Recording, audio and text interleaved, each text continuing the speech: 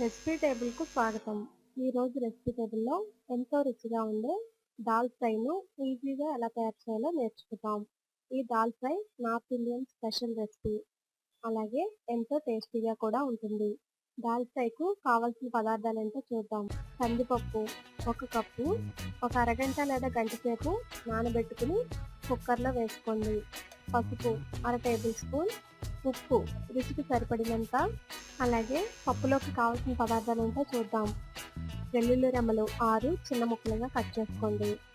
అల్లం 1 అంగుళం ముక్క సన్నగా కట్ చేసుకోండి. ఉల్లిపాయ 1, ఆవాలు జీలకర్ర అర టేబుల్ స్పూన్, కరివేపాకు 3 రెమ్మలు, టమాటా 1, పచ్చిమిర్చి 4, ఎండుమిరపకాయలు 3, ఉల్లిపాయ పచ్చిమిర్చి టమాటాని చిన్న చిన్న ముక్కలుగా కట్ చేసుకుని పెట్టుకోండి. ఇంగువ 2 పించ్, ఇది ఆప్షనల్ మాత్రమే. నిమ్మరసం 1 టేబుల్ స్పూన్, నూనె 1 టేబుల్ స్పూన్, నెయ్యి పోపు కోసం 3 టేబుల్ స్పూన్. ముందుగా దాల్ ఫ్రైని ఎలా ప్రిపేర్ చేసుకోవాలో చూద్దాం. నానబెట్టి ఉంచుకున్న పప్పును ఒక కుక్కర్లో వేసుకొని కొంచెం పసుపు, 1 గ్లాస్ వాటర్ వేసుకుని 1 టేబుల్ స్పూన్ ఆయిల్ వేసుకుని కుక్కర్ మూత పెట్టి 4 లేదా 5 విజిల్స్ వచ్చే వరకు ఉడికించండి. ఆయిల్ వేయడం వల్ల బాగా మెత్తగా అవుతుంది కాబట్టి ఆయిల్ వేస్తున్నాము. ప్రెషర్ అంతా రిలీజ్ అయిన తర్వాత మూత తీస్తే పప్పు బాగా మెత్తగా అయింది. ఇప్పుడు పప్పు గుత్తితో కానీ గుంటగరిటతో కానీ పప్పును బాగా మెత్తగా మెదుపుకోండి.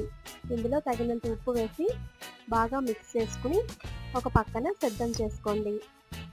ఇప్పుడు ఈ పప్పును పోపు ఎలా పెట్టుకోవాలో చూద్దాం. ఒక బాండీలో 3 టేబుల్ స్పూన్స్ నెయ్యి వేసుకుని హీట్ అయిన తర్వాత సన్నగా కట్ చేసిన అల్లం వెల్లుల్లిపాయ ముక్కలు వేసుకోండి.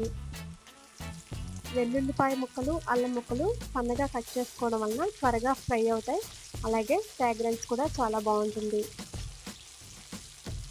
ఇలా బ్రౌన్ కలర్ వచ్చే వరకు వేగిన తర్వాత ఆవాలు జీలకర్ర ఉల్లిపాయలు పచ్చిమిర్చిని వేసి వేయించండి.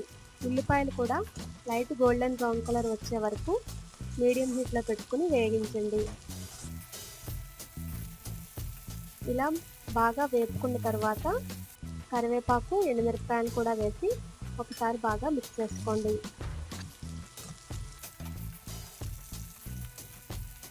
కొంచెం పసుపుని యాడ్ చేసుకుని తర్వాత ఇంగువని కూడా యాడ్ చేసుకోండి.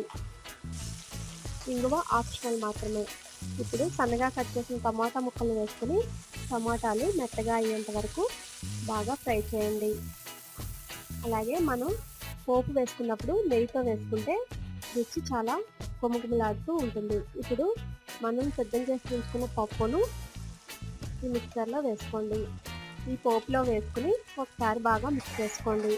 పప్పు కొంచెం చిక్కగా ఉంది కాబట్టి కొంచెం వాటర్ని యాడ్ చేసుకుని పప్పును ఒక 5 నిమిషాల పాటు మీడియం హీట్లో పెట్టి బాగా ఉడికించండి. నెయ్యికి బదులుగా డాల్డా లేదా ఆయిల్ అయినా వాడుకోవచ్చు. పులుపు ఇష్టపడని వారు నిమ్మరసం వాడనవసరం లేదు. మీ రుచిని బట్టి నిమ్మరసాన్ని యాడ్ చేసుకోండి. ఇది ఆప్షనల్ మాత్రమే. ఇలా ఉడుకుతున్నప్పుడు కట్ చేసి ఉంచుకున్న కొత్తిమీరని వేసుకుని స్టవ్ స్విచ్ ఆఫ్ చేసుకోండి. ఇప్పుడు కొంచెం లెమన్ జ్యూస్ను పప్పు పైన పిండుకొని ఒకసారి బాగా మిక్స్ చేసుకుని బౌల్లోకి సర్వ్ చేసుకోండి. ఈ పప్పు దోశ, ఇడ్లీ, చపాతీ, రోటీ అలాగే ప్లెయిన్ రైస్లోకి చాలా టేస్టీగా ఉంటుంది. చూసారు కదా ఎంతో రుచిగా ఉండే దాల్ ఫ్రైను ఈజీగా ఎలా ప్రిపేర్ చేయాలో. మీరు కూడా ఈ కర్రీని తయారు చేసి మీ యొక్క ఫీడ్బ్యాక్ని నాకు పంపించండి. మరిన్ని రుచుల కోసం రెసిపీ టేబుల్ని సబ్స్క్రైబ్ కాగలరు. ధన్యవాదములు.